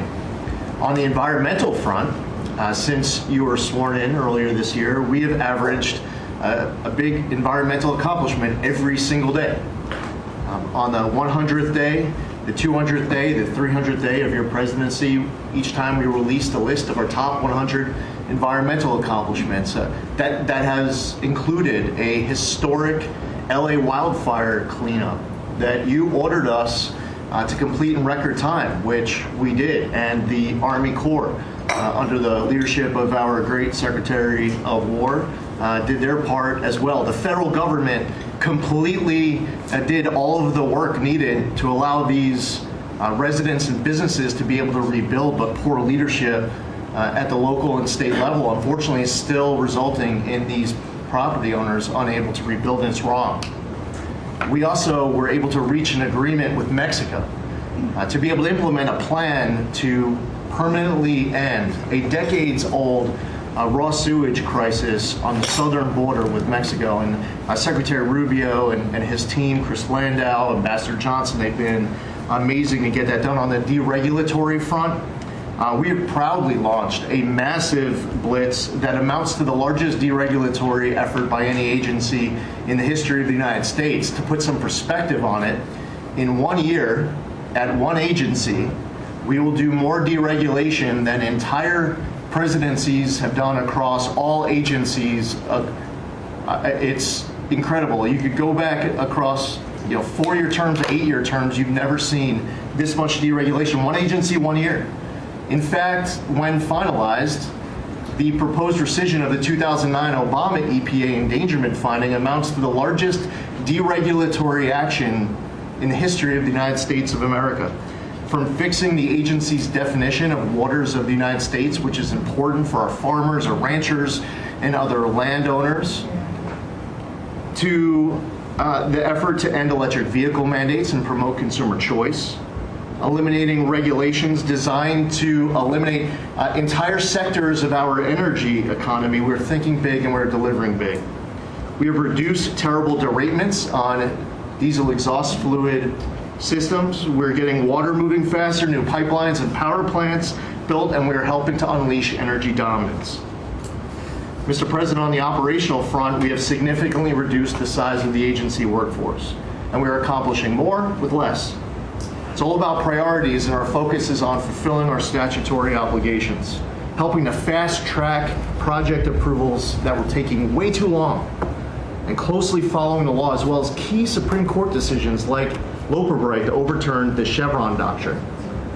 We inherited massive backlogs that we have been eliminating all year long. We've been implementing your executive order to end COVID-era remote work.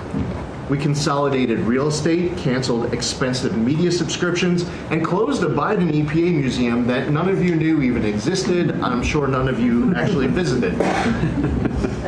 To put it another way, in 2024, the Biden EPA obligated and spent over $60 billion in 1 year, an agency with an operational budget of about $10 billion a year.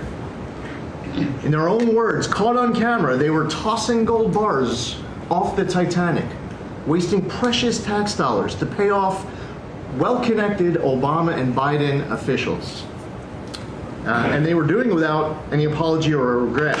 The Biden EPA, in fact, was amending grant agreements just days before you came into office to reduce agency oversight. But this year, 2025, at the Trump EPA, similar theme that you'll hear from everyone around this table. With our actions canceling wasteful grants and implementing other measures just mentioned, we have saved $30 billion. They spent over $60 billion. We have saved over $30 billion. The bottom line, by the way, is that the Green New scam is dead. It's a new day at the EPA where we will protect the environment and grow the economy. We will deliver on the Trump mandate every day. And we will fight with just one constituency front of mind, and that is the American people. Thank you, Mr. President, for being willing to take a bullet for this country. And if you were to ask me what I'm grateful for, whether it's a Thanksgiving, it's a Christmas, a Hanukkah, a New Year's, any time of year, the fact that this president, after 4 years serving in office, he could have just left it in the rearview mirror and went on to really enjoy retirement. But he is willing to take a bullet for all of you tuning in at home because he believes in his flag, our freedom, our liberties, and to save the greatest country in the history of the world. So I'm grateful this holiday season for you, Mr. President. You're willing to take a bullet for all of us, and by all of us, it's the American public. Thank you. Thank you. Mr. President, good morning, everyone. Well, in spite of the fact that your charge to me is to fire myself, we've really been incredibly hard at work making sure that we can return education to the states. And as I sit and listen to all the emergencies that we are addressing in this country, from the economy to our borders to everything that we're doing, I would say, sir, that if we do not fix education in our country with this hard reset that you are expecting, I think the greatest national emergency we could face is our education. Because if we are not going to educate our children, we're going to continue to fall behind the rest of the world. When there are only 30% of 12th graders, 8th graders, and 4th graders that can read at proficiency level, that is an incredibly harsh statement to make about our country. And you told me when you first were elected president and you looked at, I think, right after you took office, the first NAEP scores, which is the Nation's Report Card, came out and showed how far down we were in educational proficiency in our country. And not only the NAEP scores, but the international scores as well showed us about a third from the bottom. You told me you were not only embarrassed, but you were angry about this and that we had to do something to change this in our country. And we took a hard look at it, and you absolutely said the bureaucracy of education in Washington is keeping its thumb on preventing growth where we should have, because it's best handled at the state level. Letting states put their programs in place, and some states are going to do it a lot better than others.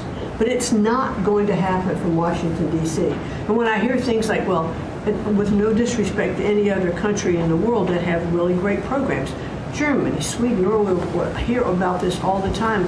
Point of fact is, they're this big. The United States is this big. We can't do it from Washington, D.C. It has to be done at the state level. So what we've been doing, as Lori brought up, Secretary of Labor brought up, we have a great working relationship. We have already signed and implemented one MOU or interagency agreement to handle the WIOA program and the Perkins grants to make sure it works. I call these, these are programs, pilot programs that we're putting out there. And if these are going to work, we will be able to permanently transfer these programs to other agencies. They're working like a charm. We've taken some of our best people in education. It still operates under the budget of the Department of Education and under the management of the Department of Education, but working with Lori's personnel. And when I hear pushback on that to say, well, how can this possibly work to take education and put it in labor? Let's be efficient. One example, in order to draw down on a lot of the grants that they are helping us with, we're using their grant system. The grant system at the Department of Education is like held together with bubble gum and rubber bands. And it did not interact with any other agency. Now, we have this really smooth operation already in labor. So that has prompted us to sign also other interagency agreements, 2 more with labor, 1 with HHS, 1 with the Department of State, and we'll be moving other programs, but these are proof of concept. Let's make sure they're working and working smoothly before we ask Congress to codify these permanent moves. So that's kind of in the world of K through 12, what we're looking at right now, but in the world of higher education, as Attorney General Bondi mentioned, we've been working really very hard to make sure that we've got anti-Semitism and DEI out of our universities, and put some pretty stiff fines on, worked some good deals. I've enjoyed working with Harmeet, who is just an incredible negotiator. So we're bringing all of that to bear as well. So I can say, sir, that we are moving to return education to the states and to bring the level of education back up, making sure our students can read by reintroducing the science of reading in schools. And going into next year, I can honestly say we've got a lean, mean machine operating at the Department of Education. It's only half the workforce of when we started, and we're more efficient, and I think we're going to see better results as we move into next year. So thank you for this incredible opportunity. Thank you very much. Thank you, Mr. President, during this holiday season for empowering us at HHS, me, Dr. McCary, Jay Bhattacharya, and Dr. Oz, to change the trajectory of this agency towards public health in a way from the tradition of serving the mercantile interests of the medical industrial complex and the big pharmaceutical companies.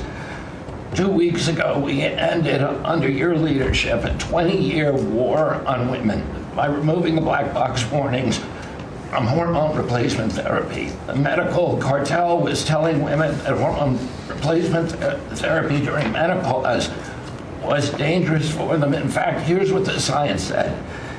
It diminishes the risk of fatal heart attacks by 25%, cardiac disease by 50%, Alzheimer's by 35%, bone fractures by 50 to 60%. It improves appetite, it improves sleep, it improves energy, it improves happiness. There are tens of millions of women in this country who have been deprived of that therapy because of scientific malpractice by the medical cartel. We are now remedying that, and this remedy will now be available to all women who want it during one of the most difficult transitions of their lives. MFN is one of our greatest accomplishments. It would not have happened without you. You were the only person who believed in it. You drove us to get it done. We've now made agreements with the 5 biggest pharmaceutical companies. We have 12 more in the lineup to make agreements. By the time this administration leaves office, 95% of the drugs in this country we will have the lowest prices of any nation in the developed world. Americans are already getting the benefits from these. These companies are already lowering these prices dramatically, as you've noticed. And then this week, Howard at Department of Commerce and Jameson at the U.S. Trade Representative made a bargain with Great Britain to raise their drug prices in conformance with your promise that the Europeans would raise theirs to counterbalance us lowering ours, and therefore we would keep intact the ecosystem of innovation and protect innovation. So congratulations on that, Mr. President. When you first asked me to take this job, one of the first contacts we made was with the leading health economics professor at Harvard. And we asked him what's the one innovation that we could do that would most dramatically improve the health care experience for the average American. And he said there's no contest, it's to get rid of prior authorization. Thanks to your leadership, we were able to convene the largest insurance companies in this country and do something that every administration, every Congress has promised for the past 30 years. We actually got it done. We convened the insurance companies representing 280 million Americans and got them to agree, most of them by January of 2026, for 2 months from now, to remove prior authorization for most of their procedures, for all the procedures we want them removed from. And that means that American patients at the point of care will be able to get an answer immediately. If your doctor says you need knee surgery, you will know before you leave that doctor's office whether your insurance company will pay for it or not. Similarly, healthcare records, the tech industry has refused to share healthcare records. You asked us to change that. We convened the 60 biggest tech companies at a conference that you presided over about 2 months ago. We now did a secondary conference which 400 leading companies all come in and agreed to remove any kind of blockages where individual Americans can get their own health care. Americans own their health care records, yet they were not able to access them. And if you lived in New Jersey and you moved to Oregon and you got injured, you went to a hospital, you would have to spend maybe 45 minutes filling out forms on a clipboard because your doctors there could not get your healthcare records. They couldn't get your blood type, your allergies, all the things that they ought to know immediately so they can save your life. Now that has all changed, and all these companies now have agreed to remove all the blocks on sharing healthcare records. Every American will have their healthcare records available on their cell phones, and it's already happening. In the last 6 months, there have been over 100 times the number of healthcare records shared by hospitals and during the entire previous administration. On deregulation, HHS proudly is now leading the pack, and thank you for your help on that, Russ. But today we announced the revocation of the nursing home rule, which was overburdening rural areas across this country, Indian reservations, with regulations that were going to destroy the nursing home industry in those communities. And that is going to be a $25 billion savings. Those are some of the things that we're doing because of your leadership. President Trump, thank you so much, and Merry Christmas to you. Thank you, Bobby, very much. Great job. Well, Mr. President, you've assembled an incredibly talented group here. If you took a look at this group compared to any Fortune 500 leadership team, any group of startup folks, I mean, this is an amazing group, and the breadth of what's being accomplished. And the timing couldn't be better because with your leadership and vision, you've set us up for this age of abundance as we head into next year, the 250th anniversary of this country. And what are we heading into that year? As we've talked around the table, you've heard about massively lower taxes, massively lower regulation, abundant energy, record capital investment coming in, job growth. I mean, we are set up to really have something to celebrate next year. And I just again want to say thank you to everybody around the table. You gave us one big assignment in Interior. Of course, Interior, the largest balance sheet in the world. In the Department of Interior, if it was a standalone company, 500 million acres of surface, 700 million acres of subsurface, over 3 billion of offshore from Guam to the Virgin Islands. And you said, we got to take care of that balance sheet. We got to develop those resources. And what have we done across that? Producing record amounts of oil, record amounts of gas. And again, we set out with a goal, energy diplomacy, sell energy to our friends and allies. We're exporting a record amount of energy to all of our friends and allies around the world. That's helping do that. And you're giving a gift to America as we head into this. You're giving us peace abroad, and you're giving us prosperity at home. That bodes so well for our country. One small little gift that we're giving to all Americans from one teeny part of Interior, which is the national parks, is that not only are we keeping prices low for all American citizens, offering 10 free days for our national parks next year to coincide with our holidays, but also a $100 surcharge for non-residents. That is going to raise hundreds of millions of dollars for helping restore and preserve all of our best parks. So as we close out, then I want to also say a big celebration going on here in Washington, D.C. We've been thrilled to be part of the National Park Service, the U.S. Park Police, part of this great effort across a number of us on making D.C. safe and beautiful. This will be the safest and most beautiful capital in the world. We are doing so many things, whether it's hundreds of homeless camps, thousands of graffiti sites, cleaning up ponds and fountains, preparing this thing. The United States is never going to be performing better economically. It's never going to be looking better, just like the White House has never looked better, all because of your vision and leadership. So again, thank you, sir.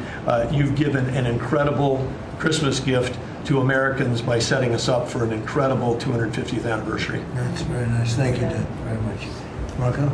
Well, thank you, Mr. President. First of all, this is a very talented team, as you've seen, and as you know, because you picked every single one that's on. You deserve tremendous credit for doing that. It's an honor to be in this role. It's also an honor to be involved in and be a witness to what I believe is the most transformational year in American foreign policy since the end of the Second World War, at least.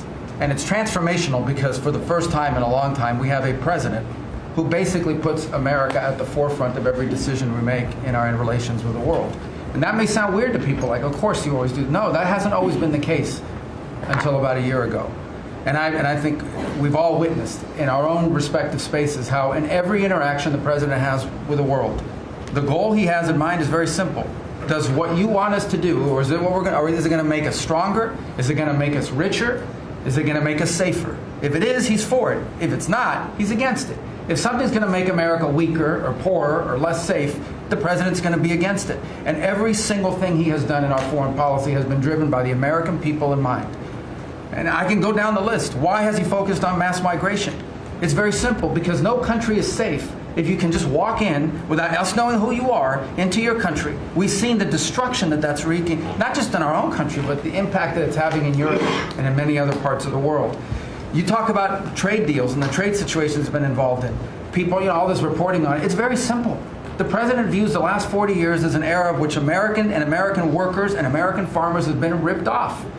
They've been ripped off, and what he's saying is we want to have a trade with the world, but it has to be a trade in which American businesses and American workers and the products they make and what American farmers grow and produce has a fair shot to be sold around the world. On issue after issue, that's been the case. You talk about foreign aid reforms.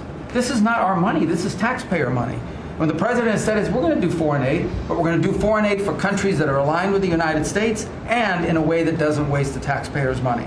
Mr. President, you deserve tremendous credit for that. Many of us, the Vice President, by the way, I want to acknowledge, has played an extraordinary role in our foreign policy, and he too has been a witness to all of this as it's been occurring, and he's been a big part of it as well. You talk about NATO. The President's not against NATO. He went to NATO and basically said, look, you guys, we're paying all the money, and he got them to do the 5% commitment, which everybody said was never going to happen, it was impossible.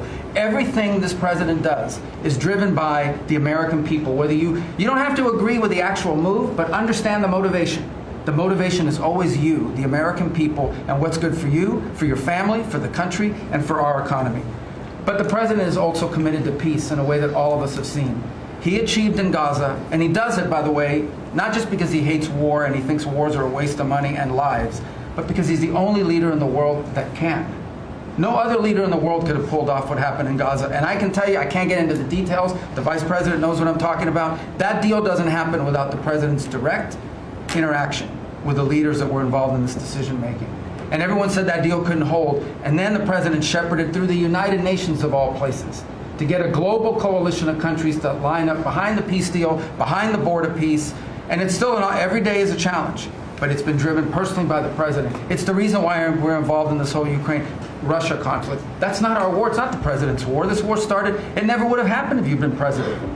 But this war is going on, and the president is trying to end it, not because, listen, we got a million things to focus on in the world as a country, but he's the only leader in the world that can help end it.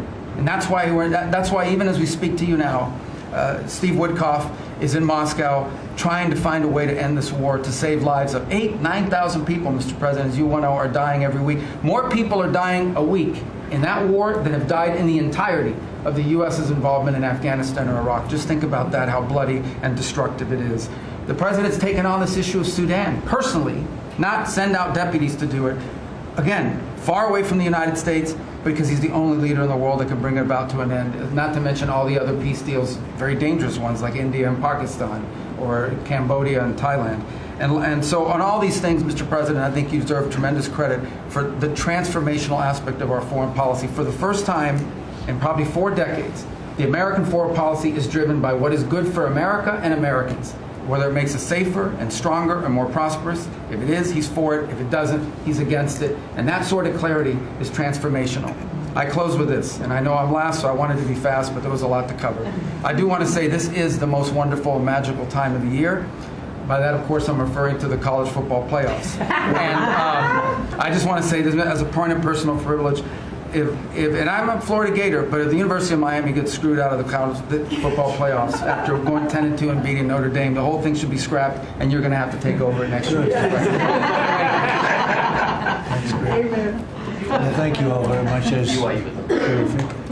hope it wasn't too long, but it was very concise, and we've done a lot. This group has done a lot. Amazing. Everybody at this table has done a fantastic. And Susie, thank you for doing a great job as our Chief of Staff. First female Chief of Staff in the history of our country, which is pretty amazing when you think of it, right? And she's the best. Thank you very much. Great job.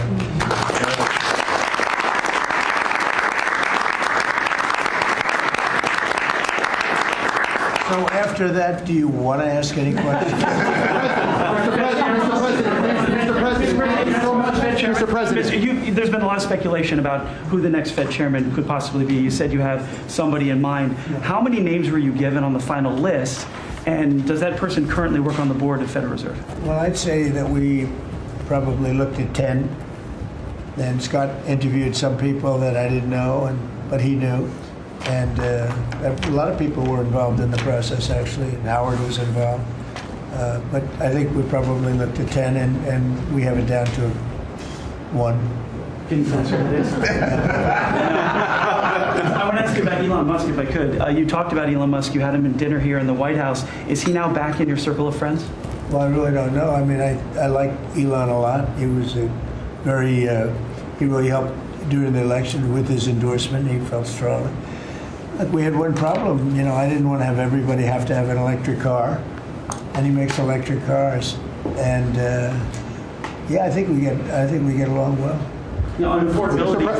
Mr. President, thank you. Yeah, one more. Yeah, when you talk about affordability, is going forward, are the American people, do you believe, getting impatient with the reforms that you're making? They've talked about it's about. I think they're getting fake news from guys like you. Look, affordability is a hoax that was started by Democrats who caused the problem of pricing. And they didn't end it. Look, they lost in a landslide. We won every swing state. We won the popular vote. We won everything. You take a look at districts, it was 2,750 to 525. Because that was an affordability problem. We brought it down. Look at energy. Look at the gasoline price. That's like the simplest, and it's the biggest. Because if energy comes down, everything comes down. That's the way it works. We're going to be at 250. You said 199 in some places in the country, right? You said it. I didn't say it. And they won't check you. They'll check me. So, I'd like to use your number. 199 a gallon. Unthinkable if you go back a year and a half ago. It's unthinkable. So, now we're bringing the prices down, way down. Beef is coming down now. We've done certain magic, and beef is coming down.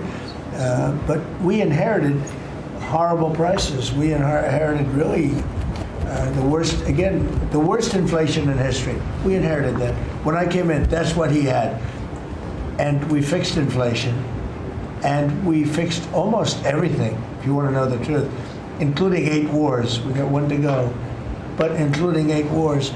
But when they always say, I watched today where they have a race going on right now in Tennessee. And this woman goes, affordability. They're the ones that caused the problem. The prices were way high. We're bringing the prices down. but they're like scam artists. They're I call them con men and women. They come out, they say affordability, like, oh, I see price. We're going to get prices down still further, but we brought them down from the prices they cost. The reason that they had the highest inflation in the history of our country is because they had the highest prices. But we brought them down, and now we have normal inflation. Yeah, please. Mr. President, thank you so much for taking questions with your assembled cabinet. I wanted to clarify something that you had said on Sunday regarding the boat strikes near Venezuela. You had said that you didn't know if the second strike on that one boat had happened, but you wouldn't have wanted it. Now that your administration has acknowledged that it happened, do you support that second strike? And Mr. Secretary, I wanted to clarify something you had said in an interview back in September, I believe on Fox News. You said that you had watched that strike live on television. In real time, did you know that there were survivors after the initial strike?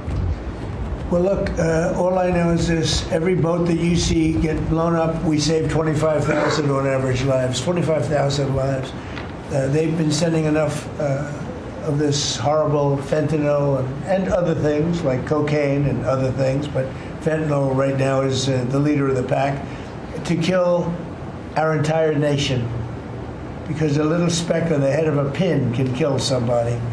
It's very dangerous stuff. I know so many people where their sons were drug addicts. They had one little sample, and they died. They died. They couldn't believe it. As far as the attack is concerned, I still haven't gotten a lot of information because I rely on Pete. But to me, it was an attack. It wasn't one strike, two strikes, three strikes. Somebody asked me a question about the second strike. I didn't know about the second strike. I didn't know anything about people. I wasn't involved in it. I knew they took out a boat. But I would say this, they had a strike. I hear the gentleman that was in charge of that is extraordinary. He's an extraordinary person. I'll let Pete speak about him.